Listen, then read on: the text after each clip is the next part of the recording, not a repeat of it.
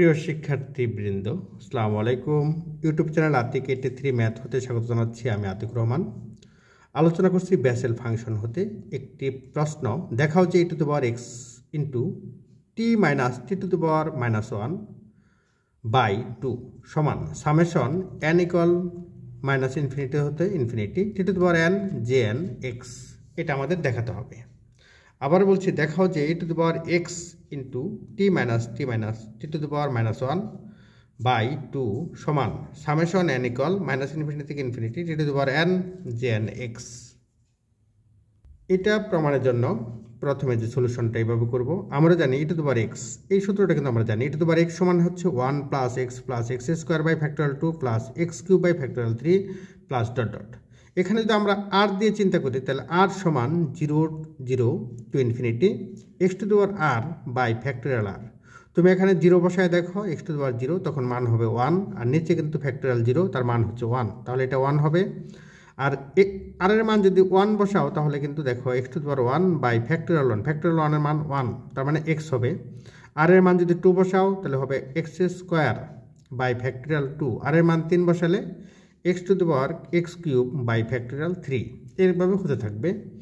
তাহলে আমরা এখন এই সূত্রটা, এখন আমাদের যে ডান পাশ ছিল এখানে প্রমাণের যে ডান পাশ ছিল, প্রমাণের ডান পাশটা ছিল e⁻x into t minus t⁻⁻ by 2, তাহলে এটা বসাতে হবে। সেই ক্ষেত্রে আমরা এরকম করে লিখব, এখন e⁻x into t minus t⁻⁻ by 2 সমান, এটাকে আলাদা করে দেব, তাহলে হবে e⁻x into t by 2 into e⁻x, অর্থাৎ এক্সটা একবার টির সাথে গুণন হবে, আরেকবার 3 সাথে গুণন হবে, আর 2টা দুটার সাথেই ভাগ হবে। তাহলে e⁻xt by 2 into e⁻−x 3 by 2। এখন এটাকে ভাঙিয়ে আমরা এভাবে লিখতে পারি। দেখো এটা যেরকমভাবে লিখেছি সামেশন আকারে r ইকুয়াল 0 টু ইনফিনিটি, এখানে x ছিল x⁻r লিখেছি, তাহলে এখানে x এর পরিবর্তে আছে x বা xt বাই 2, তাহলে আমরা লিখব summation r equal 0 to infinity xt by 2, তার পাওয়ার হচ্ছে r by factorial 2 r into, এখানেও কিন্তু এই পুরাটাকে আমরা x বিবেচনা করতে পারি। সেই ক্ষেত্রে আমরা এরকমভাবে লিখব মাইনাস x⁻⁻ বাই 2, তার পাওয়ার হচ্ছে s বাই ফ্যাক্টোরিয়াল s। আমরা এই সূত্র ব্যবহার করে এটা লিখেছি। আর সামনে সামেশন হবে s ইকুয়াল 0 টু ইনফিনিটি, এটা হবে। এখন দেখো সামেশন তাহলে দুইবার সামেশন হলো, অর্থাৎ r equal 0 to infinity s equal 0 to infinity. এখানে x⁻ হবে r, আবার এখানে x⁻ হবে s, এখানে t⁻ হবে r, আর এখানে t⁻−s by factorial r factorial s, আর এখানে 2 এর পাওয়ার হবে r, তাহলে 2r, আর এখানে 2 এর পাওয়ার হবে s 2s। এরকম মান আমরা পাচ্ছি। এই ক্ষেত্রে এরকম মান পাচ্ছি।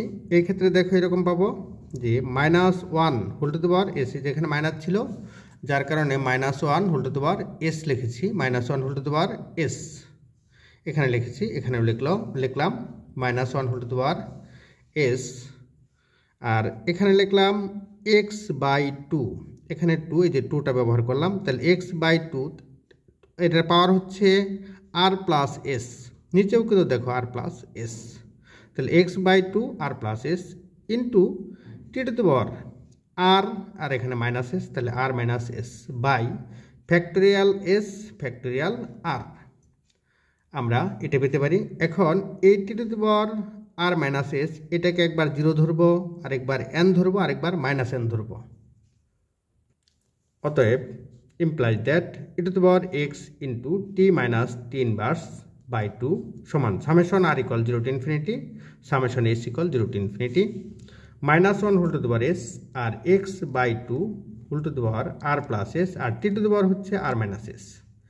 এখানে আমরা জানি যে ফ্যাক্টোরিয়াল যেটা লিখেছিলাম যে ফ্যাক্টোরিয়াল x, অর্থাৎ ফ্যাক্টোরিয়াল ছিল এরকম ফ্যাক্টোরিয়াল, এখানে দেখো ফ্যাক্টোরিয়াল n সমান হচ্ছে গামা n প্লাস 1, কারণ বেসেল ফাংশনে আমাদের গামার প্রয়োজন হয়।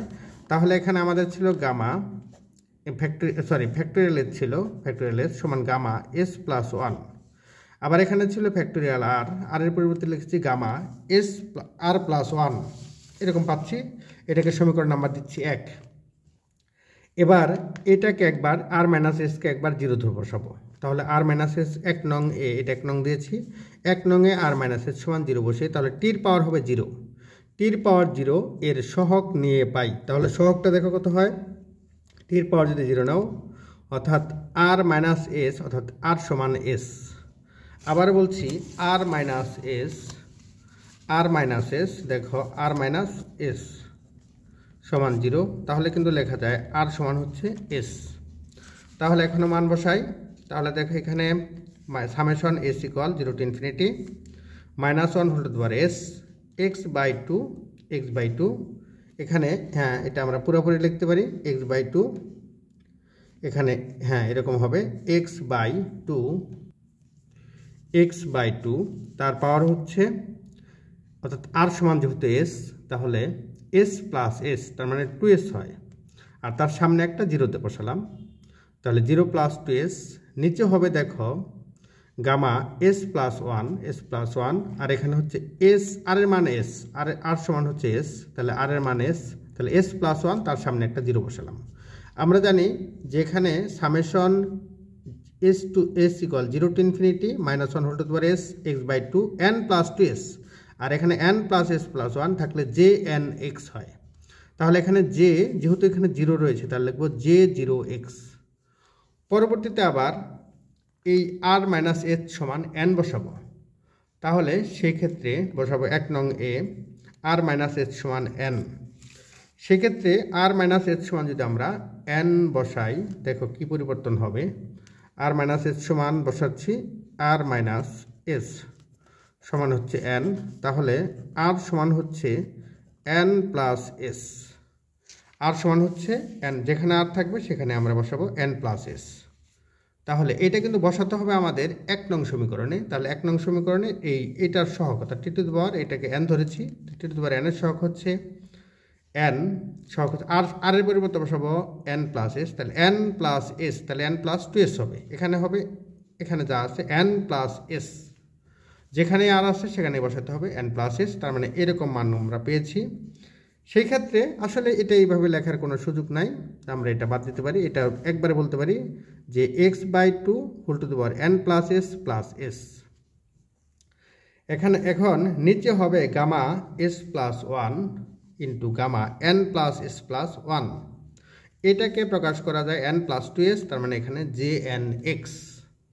আবার 1 নং এ আর মাইনাস এস সমান -n বসিয়ে, তখন কিন্তু টির পাওয়ার হবে -n, আর মাইনাস এস, যেখানে আর আছে সেখানে বসাবো n মাইনাস এস। লক্ষ্য করো, হ্যাঁ আবার বলছি, দেখো -n মাইনাস এস বসাবো, কারণ এখানে লেখা আছে -n প্লাস এস। তাহলে -n প্লাস এস বসিয়ে আমরা এরকম একটা মান পাবো, অর্থাৎ পাবো আমরা এরকম summation S equal 0 to infinity -1 whole to the power S x by 2 -n plus 2s, নিচে এরকম পাবো।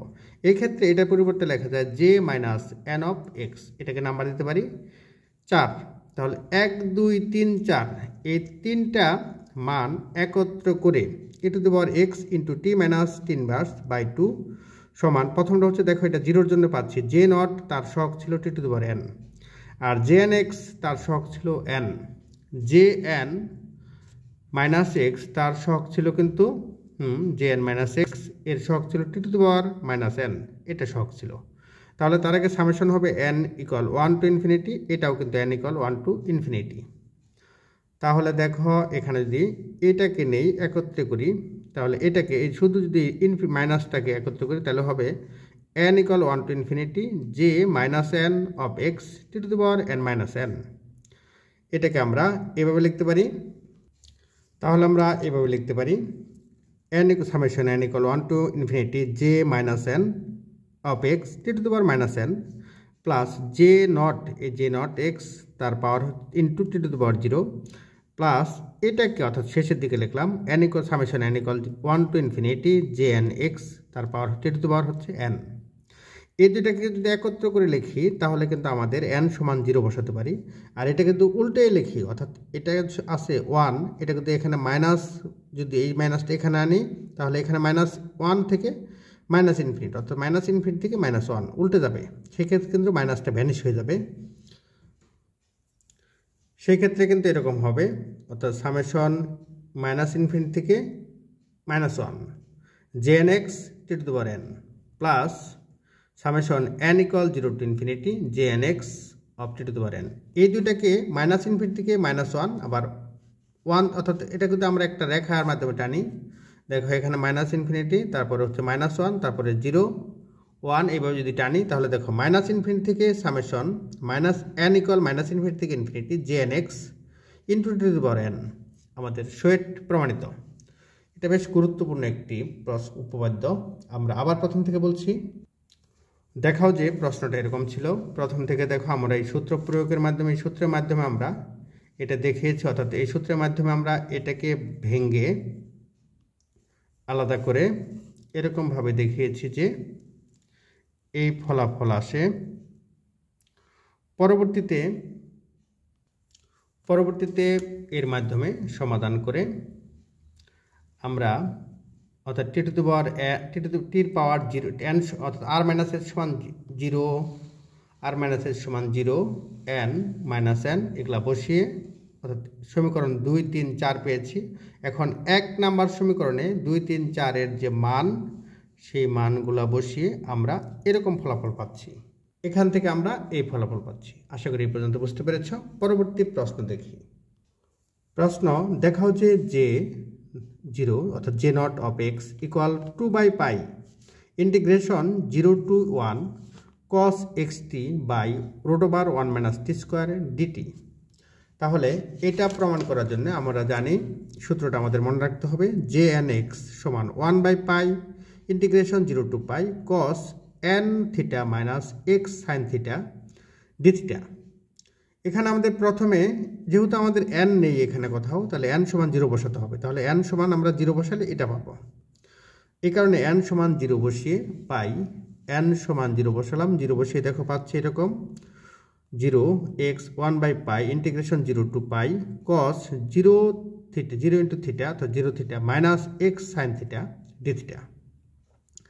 এবার প্রশ্নে দেখো এখানে আছে, প্রশ্নে বলা আছে যে cos of, এখানে বলা আছে, এখানে আরেকটু বলে নেই যে xt, অর্থাৎ x আছে কিন্তু t বানাতে হবে। আর cos of -θ সমান কিন্তু cos θ, এটা আমরা জানি।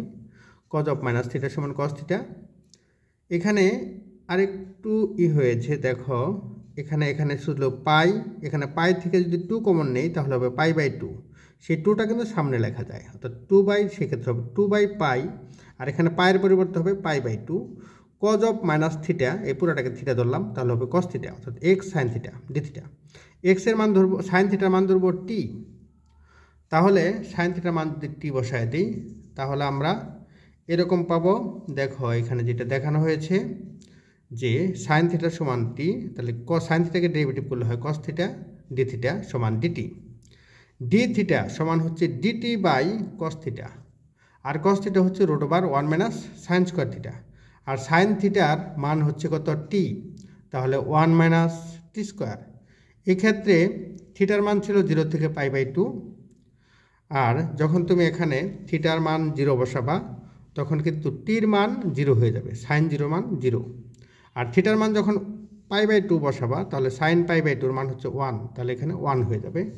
তার মানে ইন্টিগ্রেশনটা হবে 0, অর্থাৎ লিমিট হবে 0 থেকে 1। এখন দেখো আমরা এখানে কিন্তু x সমান ধরেছি, এখানে x